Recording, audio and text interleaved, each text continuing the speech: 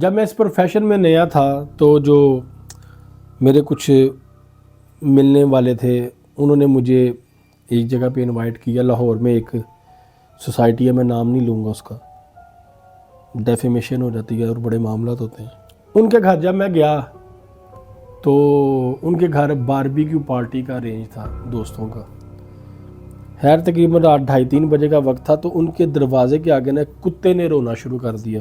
میں نے جب آواز سنی تو میں ان سے میں نے گزارش کی، میں نے کہا جی باہر چلیں ذرا، میں دیکھنا چاہتا ہوں کہ یہ آواز اتنے قریب سے کیوں آ رہی ہے۔ جب باہر نکلے تو ان کے دروازے کے آگے کتا رو رہا تھا اور انہوں نے بتایا کہ کتا ہمیشہ ہمارے دروازے کے آگے رات کو بیٹھ کے روتا ہے۔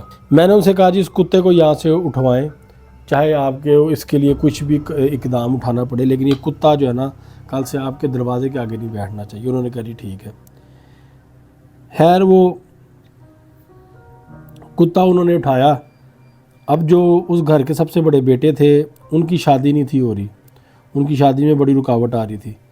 الحمدللہ اللہ نے ایسے کوئی کرنے کی 3 دن بعد ان کا رشتہ طے ہوگا۔ رشتہ بھی اس طرح سے ایک معجزاتی طور پہ ہوا کہ جہاں پہ لڑکی دیکھنے گئے تھے ان کو ایمرجنسی کہیں جانا پڑ گیا، انہوں نے ان کو اطلاع نہیں کی، یہ لڑکے والے تھے۔ تو یہ جب ان کی گلی میں کھڑے ہو کے لڑکی والوں کو فون کر رہے تھے تو ان کے نیبرز تھے، ان کے سامنے والے گھر سے وہ کوئی شخص نکلے، انہوں نے پوچھا جی آپ کون ہیں، یہاں کیوں کھڑے؟ انہوں نے بتایا جی ہم ایسے لڑکی دیکھنے آئے، ہم لڑکے والے ہیں، تو ان سے ملنا تھا تو یہ کہیں چلے گئے ایمرجنسی میں۔ انہوں نے کہا جی آپ ہمارے گھر بیٹھ کے انتظار کر لیں۔ جن کے گھر انتظار کرنے بیٹھے انہی کی بیٹی کے ساتھ رشتہ طے ہو گیا۔ یہ اللہ کے کام ہوتے ہیں کہ اللہ کی ذات کیسے اسباب پیدا کرے۔ اینی ہو واپس ادھر آتے ہیں۔ کتا اٹھانے کے بعد جب گلی میں آئے تو وہ میرے ایج فیلو ہی تھے کچھ لڑکے، وہ تن مذاق کرنے لگے، یا شاہ جی ہمیں کوئی جن دکھائیں ذرا نا، جن کہاں ہوتے ہیں؟ درختوں کا بھی سنا، درختوں میں جن ہوتے ہیں۔ خیر میں نے وہاں کھڑے کھڑے ایک دور کے درخت کی تصویر کھینچی، اس درخت کے اندر ایک چہرہ بن گیا، وہ تصویر میرے پاس موجود ہے۔ ایک ان کے گھر کے بعد جو لان تھا نا وہ ان کے گھر کی ٹیریٹری میں نہیں تھا، یعنی کہ ان کے گھر کی 4 دیواری میں نہیں تھا، 4 دیواری سے باہر تھا وہ۔